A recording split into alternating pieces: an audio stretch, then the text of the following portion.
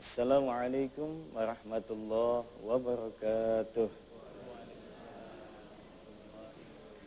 Alhamdulillahirabbil alamin. Allahumma shalli ala sayyidina Muhammadin amma ba'du.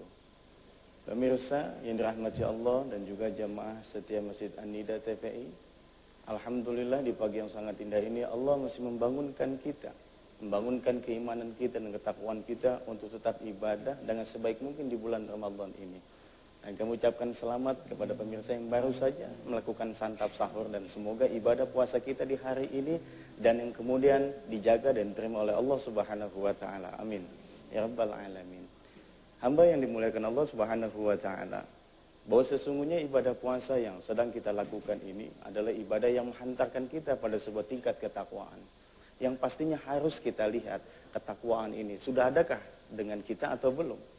Dan ketakwaan ini punya ciri, salah satunya yakni alladzina yunfikuna fis sarai wad dharra. Mereka menginfakkan harta di jalan Allah baik dalam keadaan senang ataupun dalam keadaan susah. Nah, yang pastinya kalau dalam keadaan senang tentu kita gampang, dan belum tentu juga gampang. Ada juga orang yang kaya tapi juga agak pelit juga. Nah, timbul sebuah pertanyaan, apakah buat kami orang yang susah pun harus bersedekah? Apakah konsep ini sesuai dengan jiwa dan sifat kemanusiaan? Ini yang kadang-kadang menggelitik di tengah masyarakat kita. Nah, untuk lebih tahu lanjut lagi bagaimana orang yang susah itu bersedekah dan apa memang diharuskan sedekah, insyaallah Ustaz Yusuf Mansur akan berikan kajian kepada kita. Silakan Ustaz. Bismillahirrahmanirrahim. Assalamualaikum warahmatullahi wabarakatuh.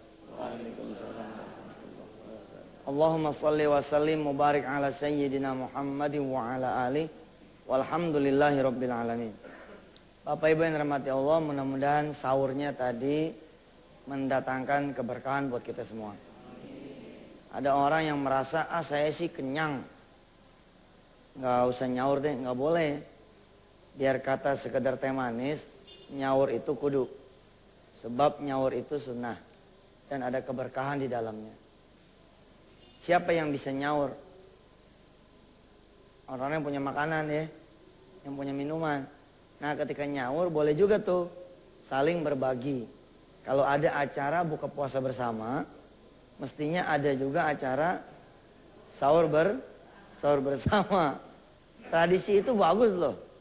Sahur bersama itu dekat kepada subuh berjamaah. Nah, mudah-mudahan tradisi ini bisa dihidupkan di seluruh bumi Nusantara. Saya tahu beberapa daerah sudah menyelenggarakan. Mudah-mudahan buat yang belum menyelenggarakan bisa diselenggarakan bersama-sama, yakni sahur bersama-sama, sahur berjamaah. Ada juga orang-orang yang punya duit menyebutnya itu sahur on the road. Sahur on the road itu sahur di jalanan. Bukan berarti kita ambil makanan lalu nyaur pinggir jalan, enggak. Maknanya adalah sahur bersama orang-orang susah, sahur bersama orang-orang yang tidak punya. Boleh tuh mengajarkan anak-anak dan keluarga kita bahwa kita harus kemudian berempati kepada orang-orang yang tidak punya. Kita puasa ada awal ada ujungnya, yaitu sahur sama beduk buka puasa. Sementara ada orang-orang yang nggak ketahuan kapan nyaurnya, nggak tahu juga kapan bukanya. Insya Allah pada hari ini kita akan belajar tentang surah At-Talaq ayat 7. Tapi setelah yang berikut ini. Alhamdulillahirrabbilalamin. Pemirsa yang dirahmati Allah, saya mengingatkan jika pemirsa masih ada di rumah, yang lelaki ini kita bicara yang lelaki ya, saya mengingatkan untuk jangan lihat TPI, pergi ke masjid, khususnya buat orang yang Jakarta dan sekitarnya. Udahlah, bulan-bulan biasa saja ngelihat saya di TV.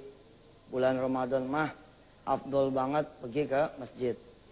Kalau nggak mau ketinggalan acara saya, gampang. Ya kesini bareng-bareng di TPI. Atau bawa TV-nya ke masjid. Atau minta diceritain sama istrinya. Ya, bukan apa-apa, saya nggak mau nih bulan puasa jadi penghalang orang laki pergi ke masjid. Insya Allah lah. Sampai semalam saya masih dengar omongan bahwa saya ngalang-ngalain ke masjid Ustadz supaya bisa dengerin Ustadz. Seminggu nggak apa-apalah, Selasa Rebo hilang. Ini sih kalimat rada-rada miris juga nih saya ini.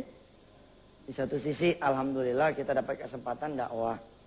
Di satu sisi iya ya kok jadi ngalangin orang ke masjid. Ya sudah, pintar-pintar aja pemirsa.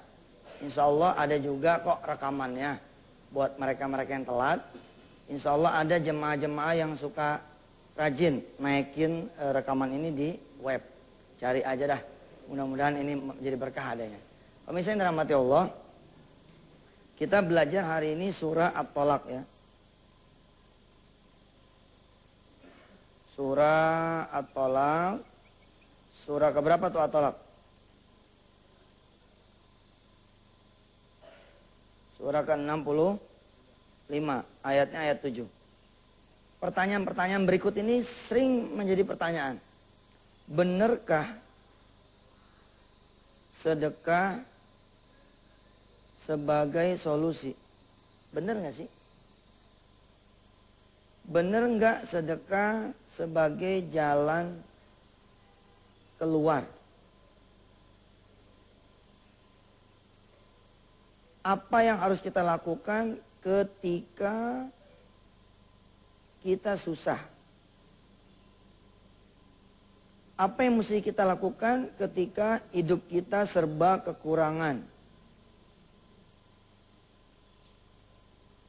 Banyak yang merasa ini bisa-bisanya para pendakwah saja, termasuk bisa-bisanya Yusuf Mansur. Orang lagi susah kok disuruh sedekah. Orang bayarannya kurang kok disuruh sedekah. Banyak loh yang seperti itu. Ada orang misalkan seorang ibu butuh 8 juta untuk biaya kuliah anaknya. Sementara di genggaman dia hanya ada duit 500 ribu. Apa yang harus dilakukan oleh si ibu ini? Banyak di antara jamaah yang tidak memakai cara sedekah. Dia masih mencari 7,5 juta rupiah dengan cara-cara dunia. Cara-cara dunia itu gimana?